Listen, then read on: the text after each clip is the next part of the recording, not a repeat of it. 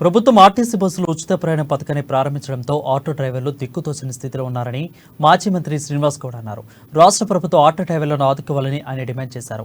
మహబూబ్నగర్ జిల్లా కేంద్రంలోని పార్టీ కార్యాలయంలో ఆయన ఆటో డ్రైవర్లతో సమావేశమయ్యారు.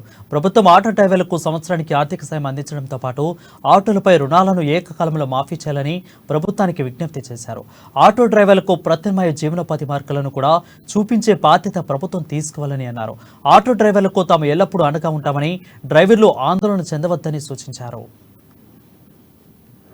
కొంత సరిపోతుంది. అది కూడా 24,000 రూపాయలు ప్రత్యామ్నాయం మొత్తం పూర్తి కాదు, 24,000 రూపాయలు సరిపోతాయి. భార్య పిల్లలు కొంత సరిపోతుంది. అది కూడా 24,000 రూపాయలు ప్రత్యామ్నాయం మొత్తం పూర్తి కాదు, టెంపరీగా ఆదుకొని పర్మనెంట్గా వీళ్ళు ఎట్లా వాడుకుంటారో వాడుకోవాలి అందరినీ. ఇప్పుడు వాళ్ళు నెలకు ఒక 50,000 నుంచి చాలా ఏమాత్రం సందేహం లేదు. ఇంకా మంచిగా నడవని, ఇంకా మంచిగా కొత్త కొత్త బస్సులు చేస్తారా, ఇంకా కొత్త కొత్త ఏం విధానాలు చేస్తారా చేయని, మహిళల గురించి మంచి ఏర్పాట్లు చేయని, దానిలో ఏం స్వాగతిస్తున్నాం. కానీ ఆటోల యొక్క ఉపాధి గురించి కూడా ఆలోచన చేయాలి. వాళ్ళు ఏం చేస్తారు, మీరు ఈ యొక్క పథకం పెట్టినప్పుడు దీని మీద ఆధారపడే బతికిటోళ్ళ గురించి కూడా ఆలోచన చేస్తే,